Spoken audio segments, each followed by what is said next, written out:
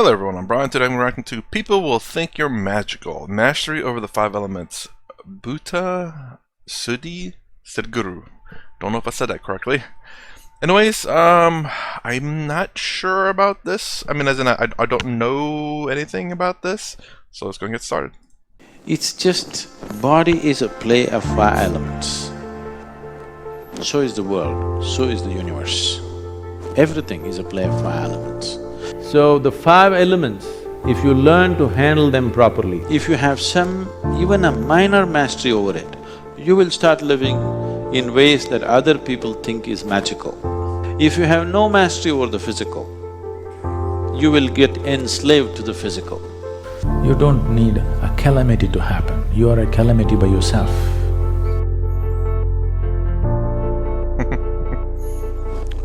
All yogic practices, doesn't matter what you're doing, whether you do asana, yama, niyama, pranayama, asana, whatever, dharana, dhyana, samadhi, shunya, whatever you may be doing, essentially all of it is coming from the fundamentals of bhuta shuddhi, or cleansing the elements, or if you cannot cleanse, if you're such a hopeless case, transcending the elements. Vibhuti, that's why. Beyond the elements. If you cleanse the elements, you will live a wonderful life. If you're beyond that, the best thing is to transcend. Forget about living a beautiful life, just transcend the life. Because living a beautiful life is a more complex situation than transcending. Transcending means you're beyond it. What's beyond is not bothered by so many complexities of the physicality. But if you want to be in the physical and still above that, then it takes a little more mastery over the physical. If you have no mastery over the physical, you will get enslaved to the physical. So bhuta shuddhi essentially means you want to first cleanse it so that slowly you come to your state which we call as bhuta siddhi, that means you have mastery over the elements. Everybody has some kind of capability with the elements, otherwise you wouldn't even live a normal life. Right now, how well organized the 5 elements are in your system decides how firm and stable and organically strong this body is. Real quick, I meant to pause a little bit earlier, but whenever he was using the word transcend, I was thinking of like you leaving the body. But I don't think he meant it that way. I think he meant it more along the lines of… of still being in the physical, but being beyond physical needs or physical things that affect you. If I'm understanding that correctly. Because it's this, like, sometimes this is the thing where transcend may mean one thing in America versus one thing on maybe what Sadhguru is trying to say, and maybe a different thing in India or wherever he's speaking that. So, trying to understand the meaning of very specific words. Again, spirit is one of the biggest ones, but now I understand what they mean. Before I watched these videos, then whenever I heard, I can't remember who it was, talks about the spirit, and I only thought of Western spirit, because I have no understanding of what Indians mean of spirit. Indians. Until I watched a lot of these videos, and then it started slowly, okay, so this is what they meant by it. It doesn't necessarily mean Western spirit. So this is what I'm also trying to get at. Dimensions with Sadhguru. I was also kind of struggling with that because I didn't know what he meant by dimensions. So now we're going with transcend. I don't know if he means literally you leaving your body and transcending to an upper plane, or does he mean just transcending the physical needs, wants, affections, and etc. in terms of the, perhaps maybe more than just the physical, but as far as I can tell, just the physical thus far.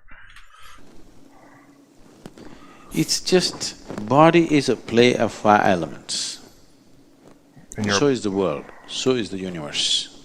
Everything is a play of five elements. In these five, unless you want to explore mystical dimensions, you don't have to bother about the space. So there are only four. Among the four, 72% of your body is just water. Just so you can see. It's just a water bottle, 3/4 full, you know. I like You that. need to understand, it is in sync with the planet. Approximately 72% of the planet is water. Do you know this? Yes? That is how life has evolved. Whichever way the nature of the planet is manifested in your body in many different ways. So about 2/3 of the planet is water, 2/3 of the body is water. So when you eat food, you must always eat food where the water content in the food is over 70%. Huh. I noticed when Sadhguru talks about food, it's very interesting. I'm kind of curious. I kind of want to maybe tailor my diet kind of that way.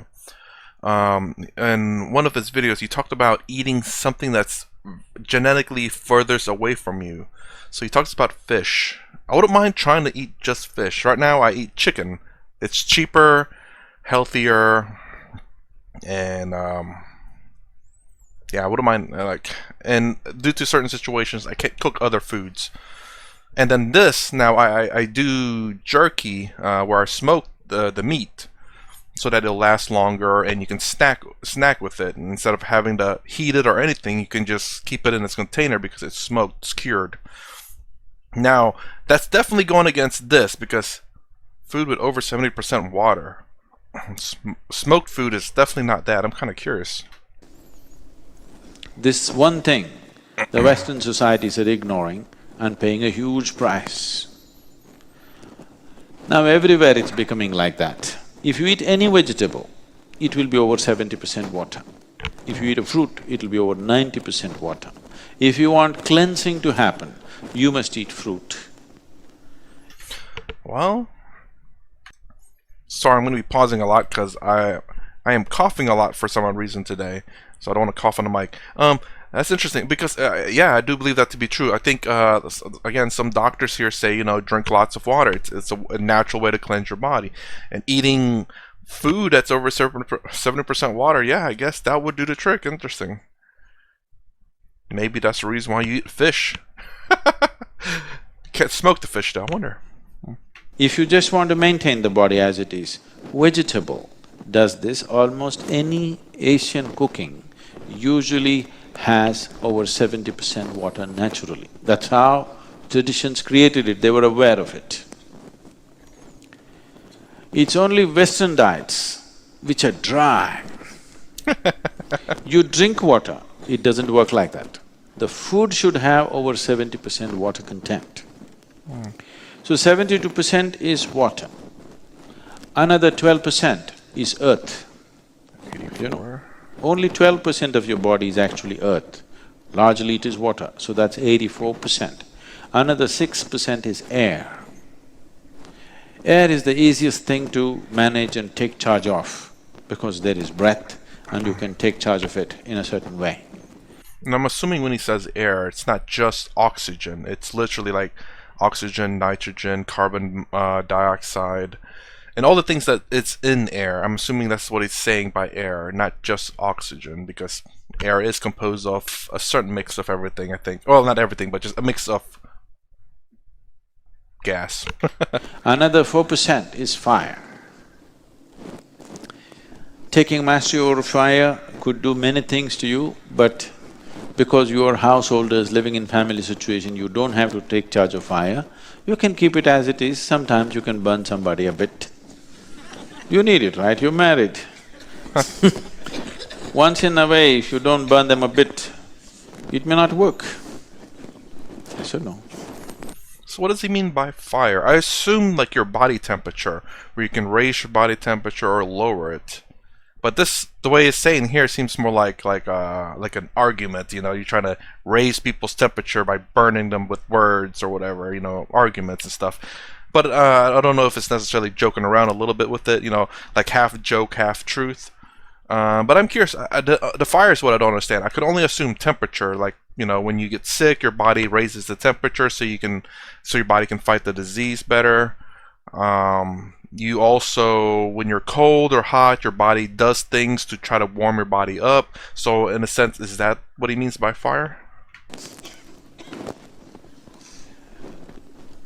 The remaining 6% is space. You don't have to bother about that unless you want to explore mystical dimensions of the existence. To live well, 4 elements is enough. 5th one is not relevant for people who just want to live well. Taking charge of this, there's a whole system of practices. Some are direct, others are roundabout. Bhuta Shuddhi can be practiced in a most simplistic way or in a highly sophisticated way. Taking charge of the elements is in many ways. One thing is how you consume these elements, how you treat these elements. The whole system of ancient cultures were about treating the 4 elements right. The 4 elements are the basis of your creation.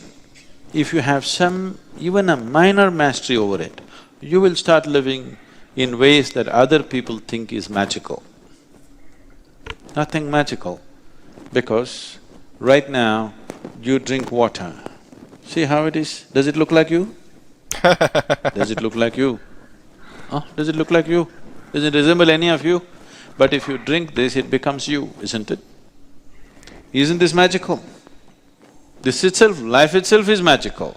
There's nothing in life which is not magical, isn't it? Just some disease got cured, that is not the miracle. Look at this becomes you. This is a phenomenal miracle, isn't it? Once you're capable of performing this miracle, you should be capable of many other minor things. Fixing an ailment or you damage something, fixing it, all these things should be possible because you're creating the whole body from inside, isn't it? My body does a very good job of turning white water into yellow. Using the 4 elements, you are creating a whole body. Unfortunately, it's happening unconsciously, that's all. So, bringing consciousness to how these 4 elements are becoming human body. When I say human body, from this water you're manufacturing a highly sophisticated mechanism, isn't it? Yes or no? What this amounts to is, if I just pour this water on the floor, it became iPad. What would you call that? Suppose this glass of water, I poured it down and there this water became iPad. What do you call that? A miracle?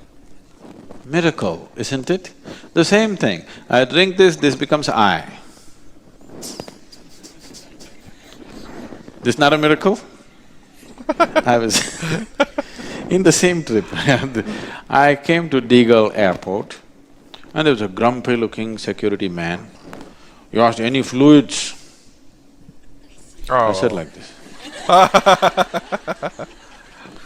He got irritated, he looked at me like this. Then he put my bag there, computer? I said like this. He burst out laughing. I will say that's a pretty good one from Sadhguru.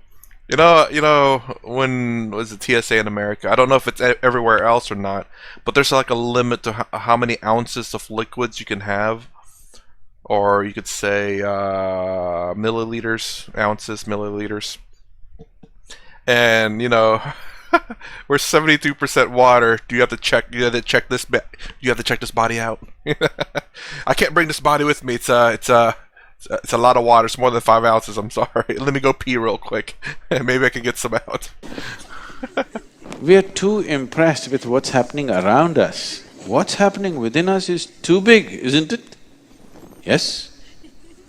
All computers are a small manifestation of this, isn't it?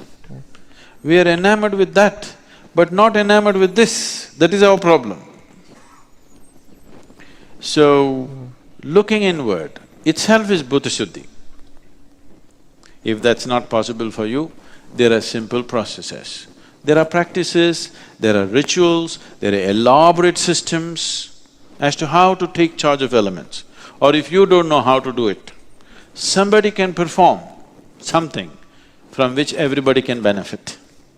There are Bhuta Shuddhi rituals. For example, every month there is Panchabhuta Aradhana happening in the Dhyanalinga. You don't know how to do it. Somebody else will do it, you just sit there in the presence and benefit from that. It's very important because every substance, all the four elements have memory. Particularly earth and water have a very strong sense of memory. Today, modern science has explored this in a big way and they are proving to you that water has tremendous memory. Particularly about water, much research has happened.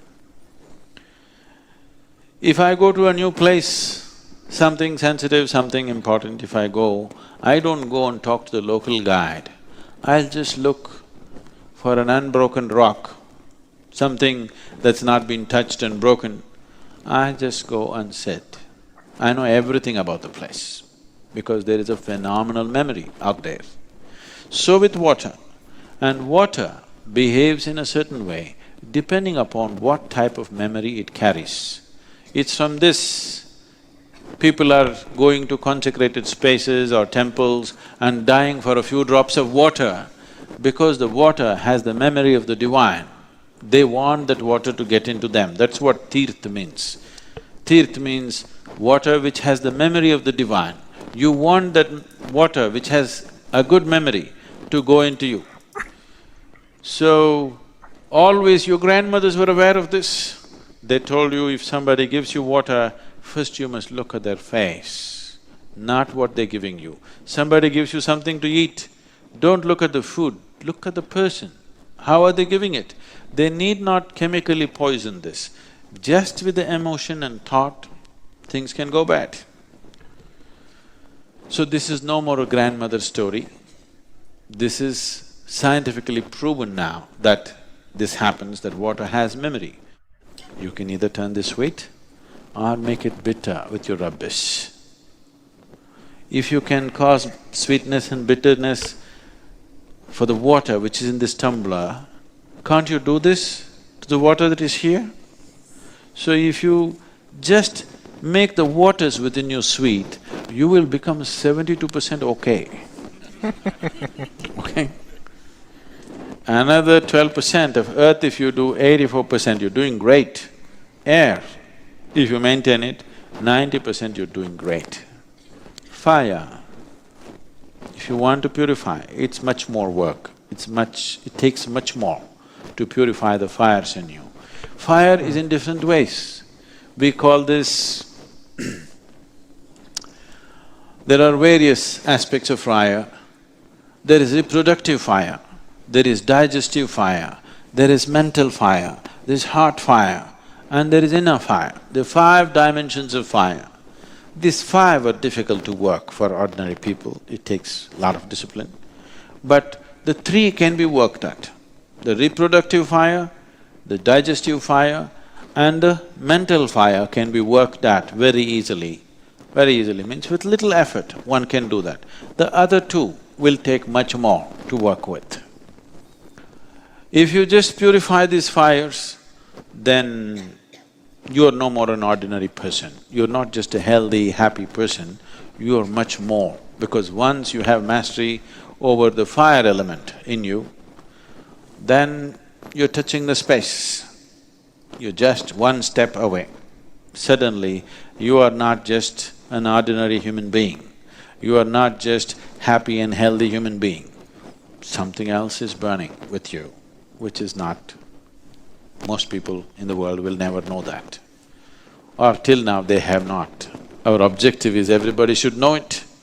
If you took charge of the fire in your groin, the fire in your belly and the fire in your mind, how many miraculous things you could do with this life, how much mastery you would have, and how how well you could live, how consciously and how much by choice you could live, rather than be a slave of compulsiveness, isn't it? I was gonna say, like, it seems like a lot of it's like desire or not, well, no, not desire, desire a little bit, and then basic biological stuff. So the groin obviously is the reproduction, which is our desire for that. Our food is survivability, but also at the same time. So the groin for the reproductive desire to reproduce, the stomach for eating for survival, same thing with the groin to survival, to pass your genes on, and for food to survive so that you can pass your gene on. And then the brain, though, is that the intellect, or should I say not the intellect, but is it the animalistic brain? The survival brain? I suppose the brain is just survival. Or is it a little bit more? I guess there is the survival portion of the brain. It's a lot of it, but there's also the non-survival portion of it, which is just like knowledge, I suppose. So I guess it seems like survival, because your genes, you're built to reproduce in terms of the animal kingdom. And in order to do that, you need to make sure that you're eating healthy and that your brain is making sure that your body is alert and aware of the surroundings, so that you don't die from, maybe bad mushrooms or animals or noise in the night. Yes? This is not about denying yourself this or that. This is just about everything happens by choice for you, not by compulsion. So, taking charge of the elements is the most fundamental form of yoga.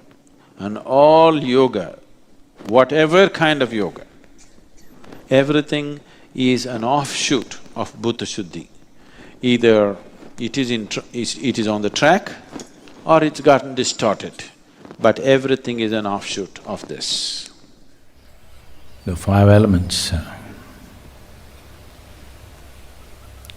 just 5, if they have to play so much mischief, it's not 1 or 2 manifestations, trillions of manifestations. If all this has to happen,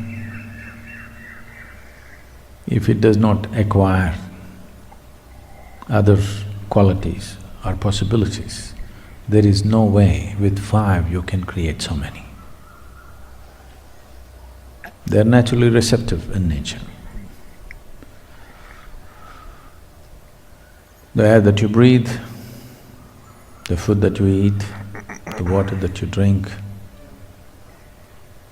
We will leave the other 2 because you don't have much experience of those 2. Today we know we can influence them just with thought, emotion, intention or energy. We can change the quality of the water, we can change the quality of the air and the food that we eat just with our intention or emotion or thought process. So, the 5 elements within you, which makes this body, are deeply influenced.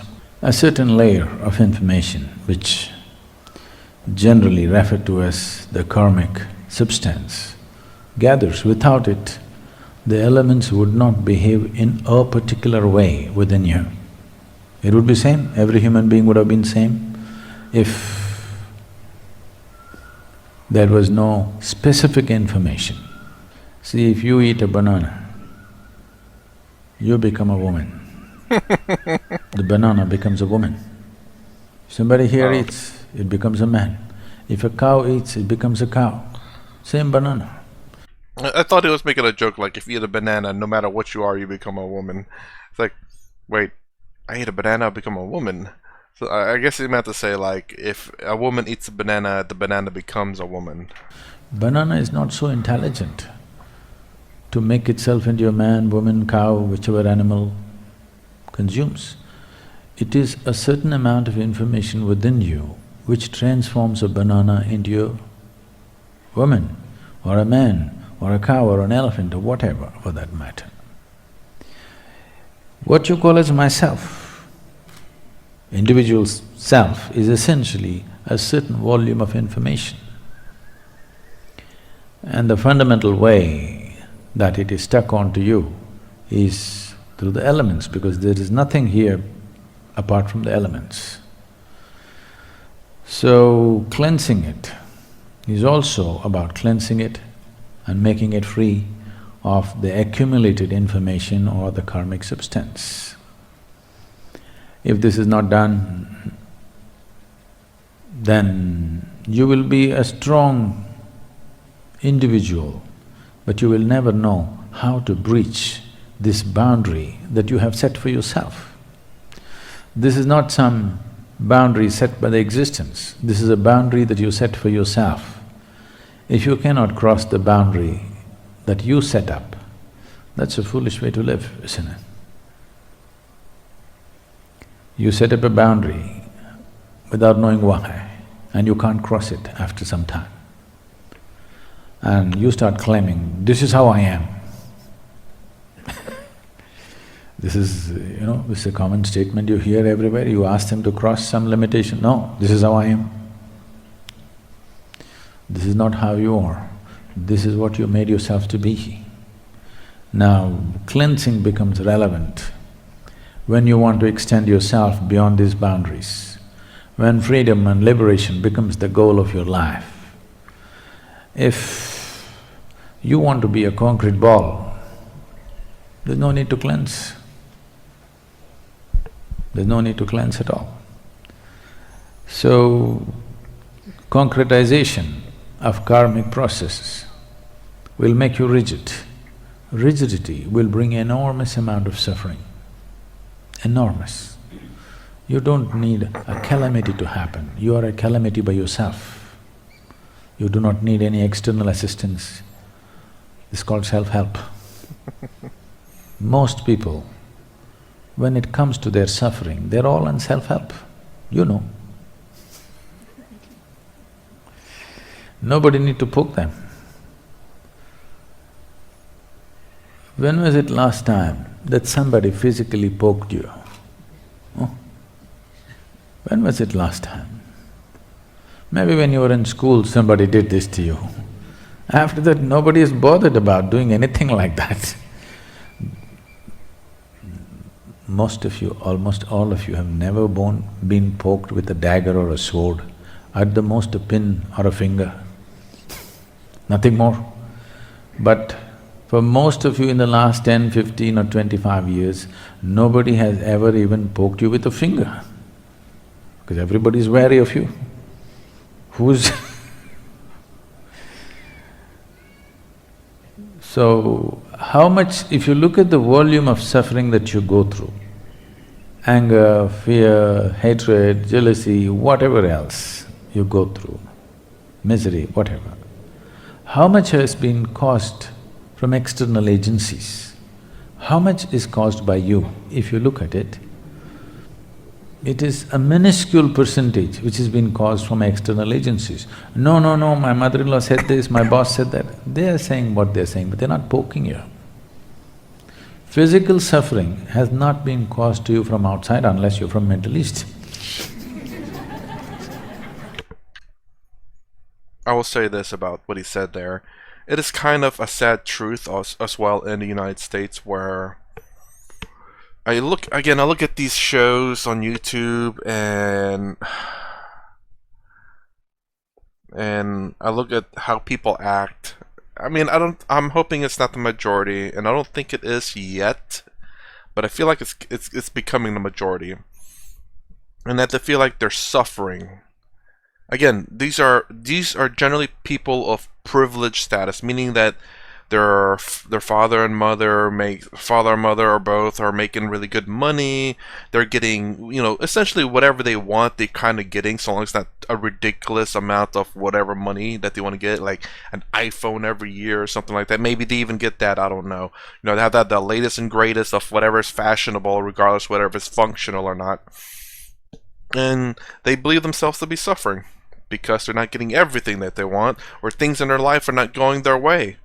So they suffer, whine, and complain. It's really sad, and they're not having to work to get the stuff that they need. They're not having to suffer through any actual type of suffering.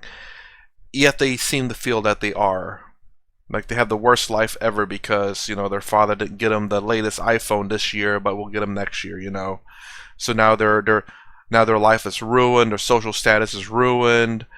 Can't be seen in public, it's really crazy. I'm a bit exaggerating, but I wouldn't doubt that story to be real somewhere. But there are people out there like that who, demands other people to acknowledge their identity of however they choose, forcing their beliefs on other people, and if that doesn't happen, they'll call you names or they'll whine and complain. It's really weird. It's like their identity is dictated by how other people identify them as. There's a whole bunch of issues, and it's really sad to see how we as human beings came up through really genuinely rough times to how now merely not acknowledging someone or not getting that extra ice cube in your mocha latte, or the fact that you didn't get the latest iPhone or whatever, or latest Gucci bag or whatever, now your whole life is ruined. It's miserable. Nothing's worse than it.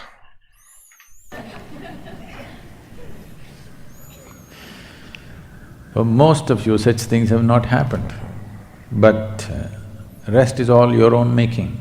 This is simply because the imprint is so deep that you behave in predetermined, compulsive ways.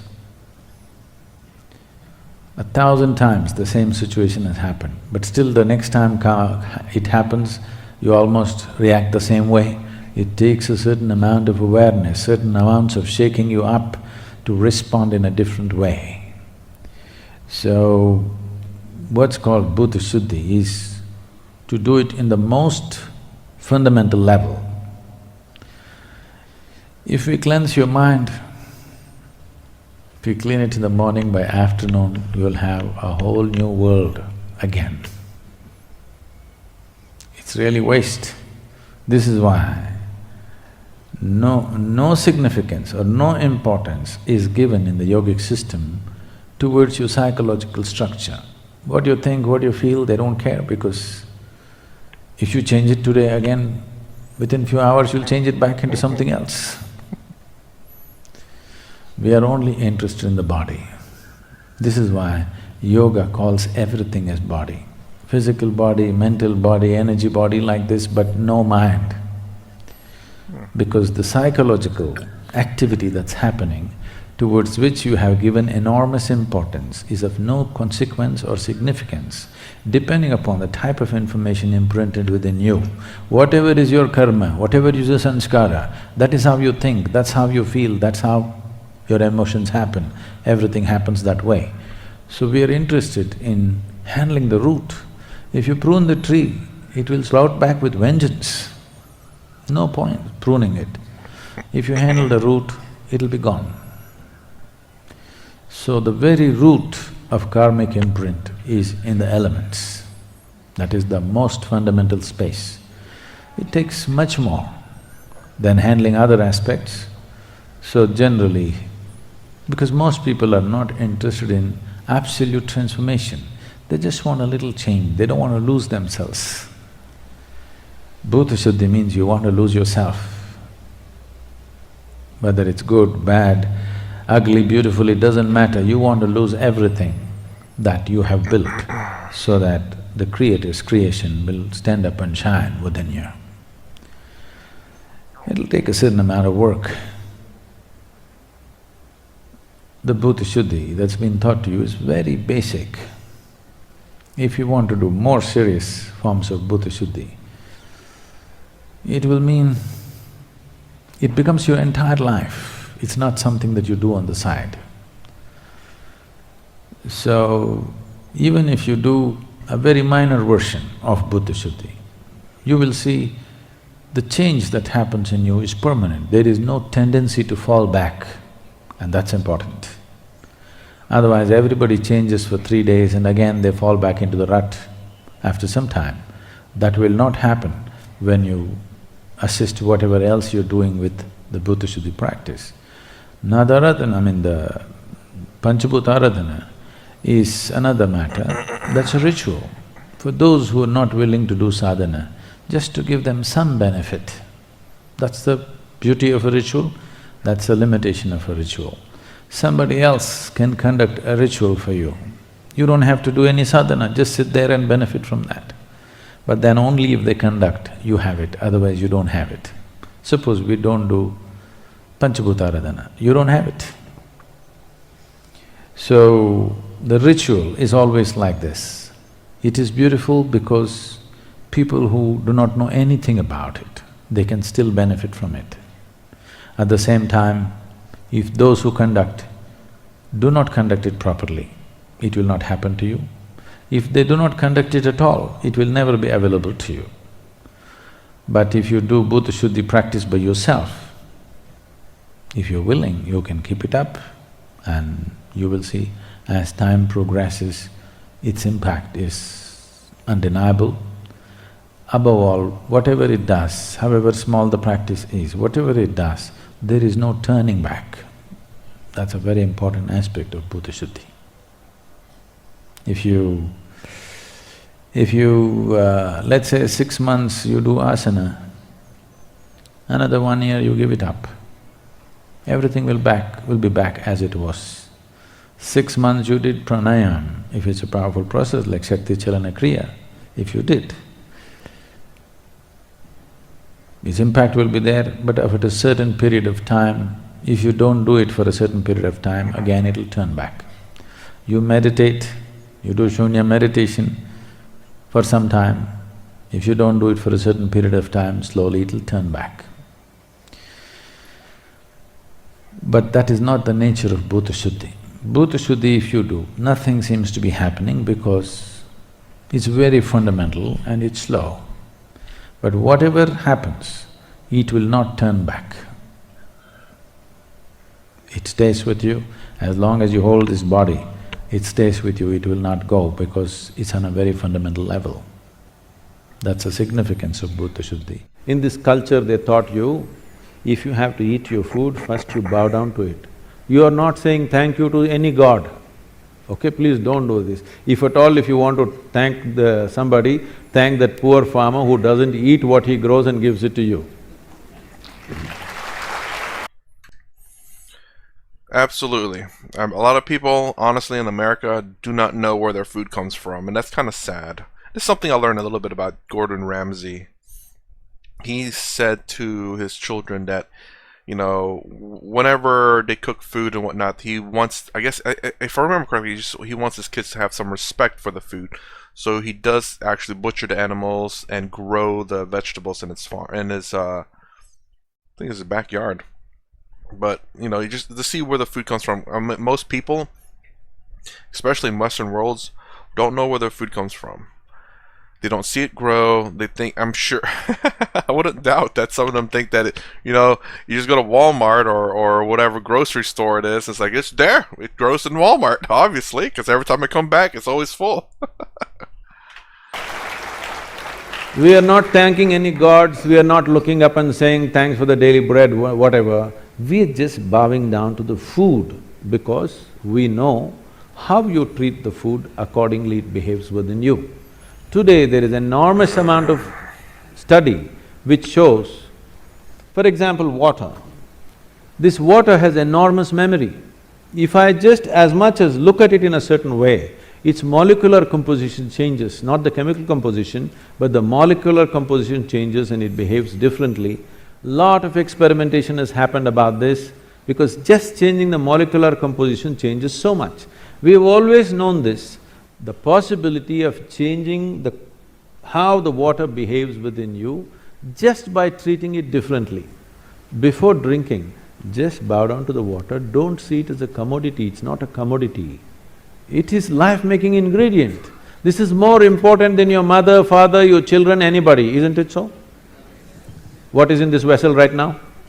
Please tell me, I want you to hear that. Life. Yes, because if you don't drink it for one day, you will not want anybody. You want only this. Life-giving liquid. No, we're talking about the real thing. So the 5 elements, if you learn to handle them properly, simple thing, whatever, the earth that you walk upon, air that you breathe, water that you drink, food that you eat, and the sky. 3 times a day, consciously, just put your hands together for these things. These are the life-making ingredients. Your life is made out of this. Just approach it differently. You will see your health situation, your sense of well-being, your stability, everything will be greatly enhanced. If you want to do proper practice of Bhuta Shuddhi, please come, we have elaborate systems of Bhuta Shuddhi. Probably nowhere else in the world right now, these kind of systems are offered, but they will need a certain amount of preparation and absolute dedication to pursue them. And I would not doubt that, like, if you show a certain level of respect to anything, you will have a different outlook in life. This is something, again, that I generally… I don't exactly do it, how do I say, I treat the stuff that I own and things that I interact with a little bit of respect. Probably not as much necessarily as I should, but always with a little bit of respect, especially my stuff. I don't want it to break. I can't afford new stuff. But generally speaking, I treat stuff with respect. I don't try to abuse it. So, but the thing I was trying to point out a little bit earlier was the fact that in America, there's definitely not a lot of respect. You know, you see people damaging their phones. Like for me, I always keep it in a case and always have a some type of protected glass or plastic. And let me explain. This is treating it with some form of respect. Maybe it's not exactly a one-to-one in terms of what Sadhguru is talking about, but it's more along the lines of that when you have certain respect for things, you appreciate things. And when you appreciate things, you learn that these things are precious. I'm not sitting here saying like the phone is the most precious thing in the world, but merely the fact that you understand that, well, for one, you can't probably afford a new one, and two, you learn to start taking care of just things in general. You learn to start appreciating things in general. Whereas, you know, in this consumer world, in the Western world, at the least as far as I know, you know, the second that something becomes out of fashion, they, you know, even if it's still brand new, it's only a day old, they'll probably throw it away and say it's old news and let me buy a brand new one. You know, it's just no respect for things. And for food, do I show respect to it? Yes, because I can't afford not to. You know, I can't exactly just throw it away. As a matter of fact, I overcooked some chicken and I still ate it. It is super dry. It wasn't that great, but I ate it all anyway. It was like a three or 4 days worth of chicken too. You know, it was my fault. So I learned. You know, I was like, you know what? I still have to eat it. I can't let anything go to waste. But yeah, it's that little bit of thing, like, you know, people who don't care, they eat their food once they're full, they just go throw it away. You know, it's being wasteful, it's being a bit disrespectful to a degree. I'm wondering if that's what he means, kind of. This is how I look at it anyway, is that to show a little bit of respect to things around you. Again, like even something as non-important as a phone, even though it's something that you kind of need in every day for emergency purposes, for getting in contact with your family or friends and your job. So even though it's important in that sense, it's not important in terms of your life sense. But again, with a bit of respect, you know, I don't trash it, I don't throw it on the ground, I don't not care for it, I try to take care of it, much like everything else in my life. So I guess that's how it kind of translates. Having a little bit of care of something, for me, ends up translating to everything that I do. Having a little bit of care of everything I do, and hopefully that care grows a bit more. Anyways, that's my reaction to people will think you're magical. Absolutely. Anyway, if you like my content, please consider subscribing, thumbs up, thumbs down below. Thanks for watching. I'll see you in the next vid.